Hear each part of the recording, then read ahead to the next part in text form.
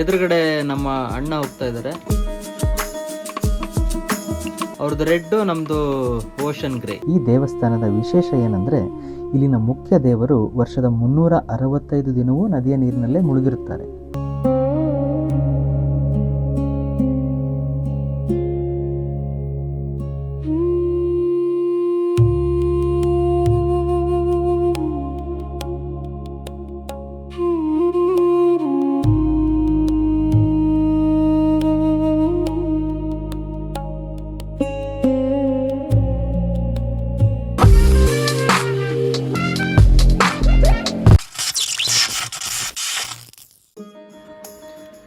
Hi everyone and welcome back to my YouTube channel. ನಾನು ನಿಮ್ಮ Aniruddha Bhargav from ನಮ್ಮ ಬೆಂಗಳೂರು.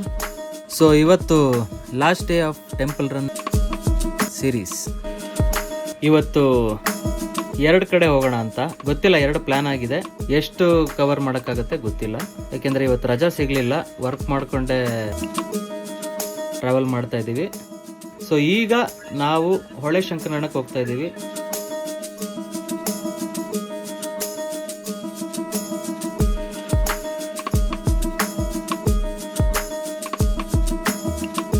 ಎದುರುಗಡೆ ನಮ್ಮ ಅಣ್ಣ ಹೋಗ್ತಾ ಇದ್ದಾರೆ. ಅವ್ರದ್ದು ಫೋರ್ಡ್ ಫಿಗೋ, ನಮ್ಮದು ಫೋರ್ಡ್ ಫಿಗೋ. ಅವ್ರದ್ದು ರೆಡ್ಡು, ನಮ್ಮದು ಓಷನ್ ಗ್ರೇ, ಅಷ್ಟೇ ಡಿಫ್ರೆನ್ಸು. ಸೊ ಅವರು ಲೀಡ್ ಮಾಡ್ತಾ ಇದ್ದಾರೆ, ಅವರಿಂದ ನಾವು ಹೋಗ್ತಾ ಇದ್ದೀವಿ. ಬನ್ನಿ ಕಂಟಿನ್ಯೂ ಮಾಡೋಣ.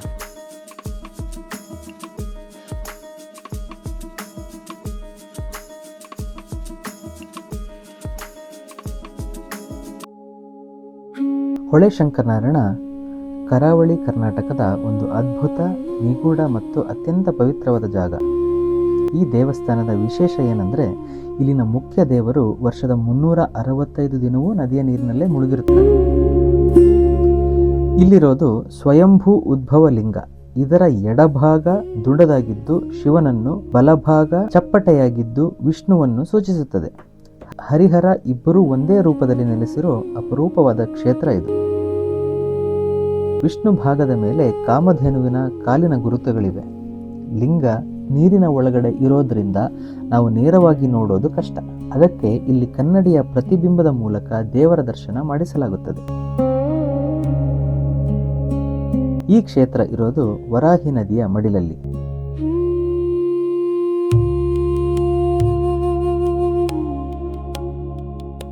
ಪರಶುರಾಮ ಸೃಷ್ಟಿಯ 7 ಕ್ಷೇತ್ರಗಳಲ್ಲಿ ಒಂದಾದ ಈ ಜಾಗಕ್ಕೆ ನೀವು ಖಂಡಿತ ಒಮ್ಮೆ ಭೇಟಿ ನೀಡಲೇಬೇಕು. ಪ್ರಕೃತಿ ಸೌಂದರ್ಯ ಮತ್ತು ದೈವಿಕ ಶಕ್ತಿ ಎರಡೂ ಒಟ್ಟಿಗೆ ಇರೋ ಜಾಗ ಇದಾಗಿದೆ.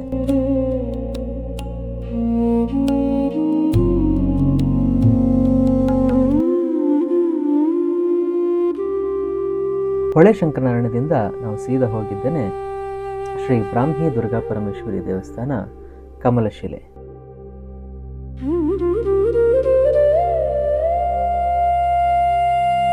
ಕಮಲಶಿಲೆ ದೇವಸ್ಥಾನಕ್ಕೆ ಬಂದಿದ್ದೀವಿ. ಇದು ಕೇವಲ ದೇವಸ್ಥಾನ ಮಾತ್ರವಲ್ಲ, ಪ್ರತಿ ವರ್ಷ ನದಿಯೇ ಬಂದು ಇಲ್ಲಿನ ದೇವಿಯ ಪಾದ ತೊಳೆಯುವ ಒಂದು ಪವಾಡದ ಜಾಗ. ಮೊದಲನೆಯದಾಗಿ ಕಮಲ ಅಂದರೆ ತಾವರೆ, ಶಿಲೆ ಅಂದರೆ ಕಲ್ಲು.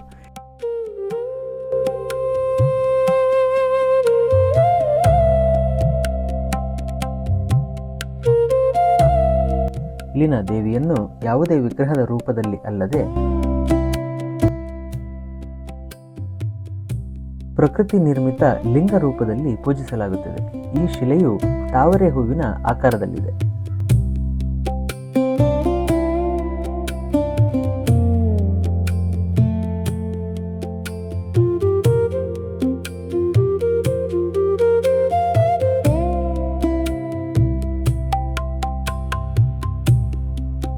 ಈ ದೇವಸ್ಥಾನದ ಪಕ್ಕದಲ್ಲೇ ಕುಬ್ಜಾ ನದಿಯು ಹರಿಯುತ್ತದೆ.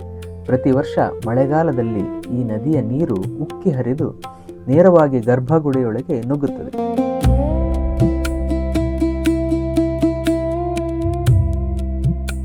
ಇಡೀ ದೇವಿಯ ಲಿಂಗವು ನೀರಿನಲ್ಲಿ ಮುಳುಗುತ್ತದೆ. ಇದನ್ನು ಪ್ರಕೃತಿಯೇ ದೇವಿಗೆ ಮಾಡುವ ಅಭಿಷೇಕ ಅಂತ ಭಕ್ತರು ನಂಬುತ್ತಾರೆ.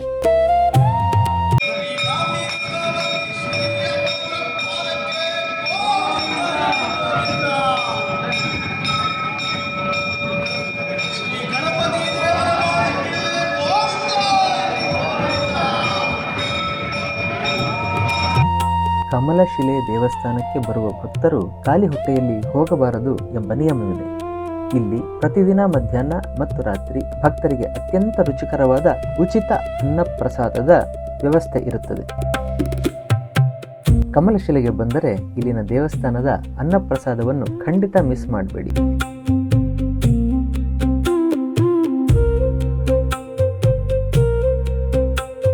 ಇಲ್ಲಿವರೆಗೆ ಈ ವಿಡಿಯೋ ಇಷ್ಟ ಆಗಿದ್ರೆ ದಯವಿಟ್ಟು ಲೈಕ್, ಕಮೆಂಟ್, ಶೇರ್, ಸಬ್ಸ್ಕ್ರೈಬ್ ಮಾಡೋದನ್ನು ಖಂಡಿತ ಮರಿಬೇಡಿ ಅಂತ ಹೇಳ್ತಾ, this is Anirudh Bhargav signing off. ಮತ್ತೊಂದು ವಿಡಿಯೋದಲ್ಲಿ ಸಿಗೋಣ.